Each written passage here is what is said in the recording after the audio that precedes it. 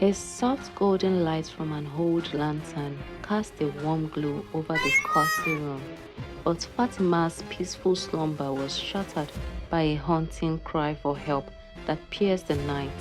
The worried mother's heart pounded in her chest as she leapt out of bed, trying to open the door only to find herself in a strange and unfamiliar village.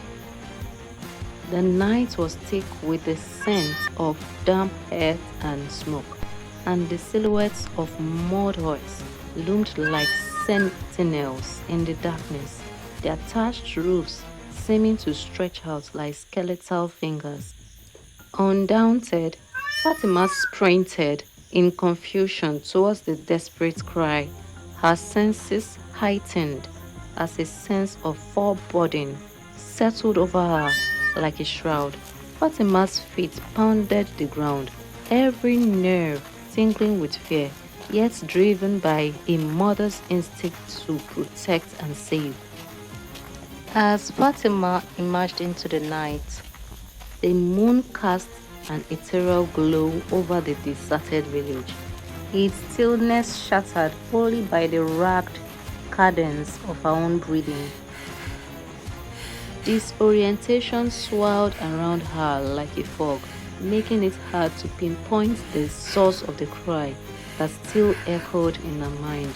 Then, without warning, the cry sliced through the darkness again, and Fatima launched herself into a sprint, vanishing into the forest's shadowy depths. She picked her way through the treacherous terrain, her senses caught in a tug of war between primal fear and desperate curiosity. The moon's feeble light struggled to pierce the dense canopy above, shrouding the forest floor in an impenetrable darkness that seemed to twist and wrap around her like a living entity. Every step was a hazard. Twigs snapped beneath her feet like brittle bones. Stones bruised her skin, and mud sucked at her ankles like a malevolent force. She stumbled, crashed to the ground, and hauled herself back up, her heart thudding in her chest like a drum beat. That voice, it sounds like...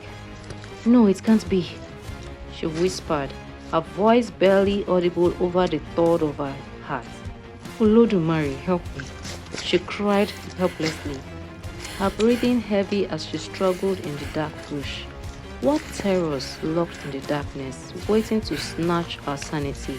Before she could conjure an answer, a tired figure materialized from the shadows, its presence seeming to take shape from the night itself. Obalola! She screamed in shock. Her son's small frame appeared tired, bruised, and bound, his clothes tattered and stained.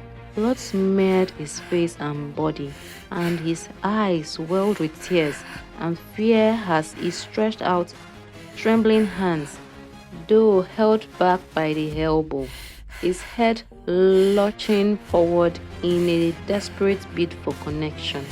Fatima's heart convulsed with a mix of joy and terror. Joy at the sight of the son she had let go of due to her own arrogance, and terror at his pitiful state. As she rushed to free him, her fingers fumbled with the coarse twine. But just as she was about to untie him, an unseen force yanked young Obalola away, dragging him deeper into the forest's menacing depths. Obalola! She exclaimed frantically, struggling against the unseen force. Obalola, hold on to me!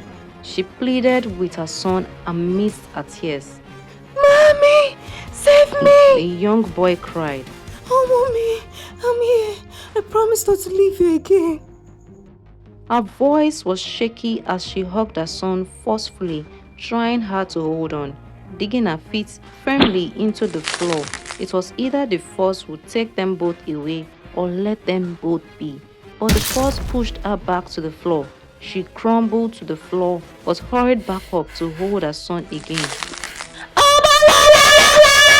Fatima's scream shattered the night air, her voice a raw anguish cry.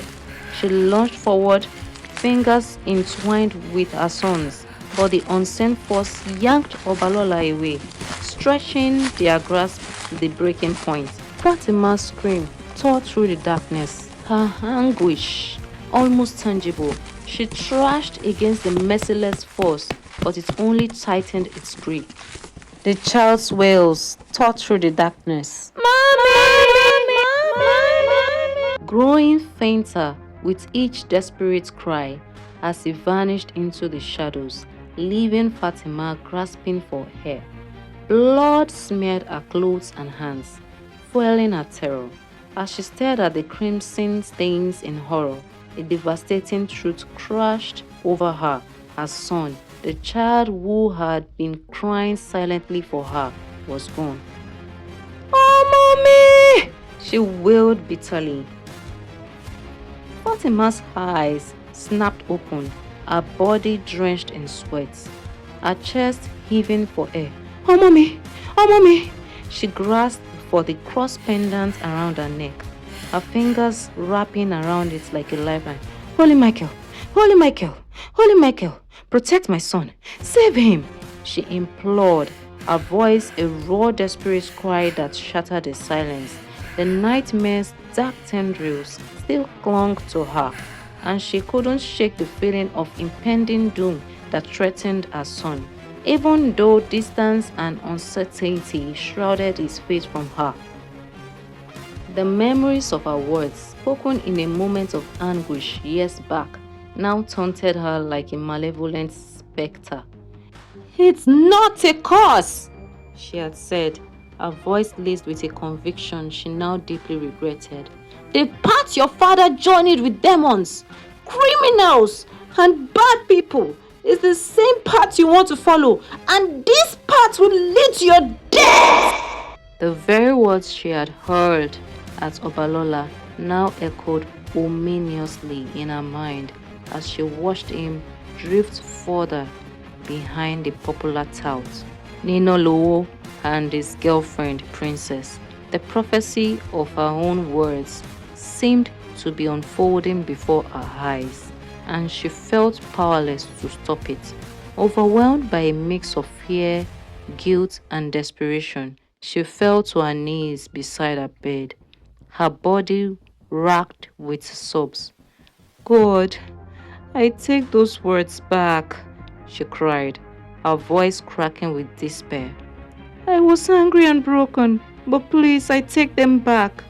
Don't let them come true."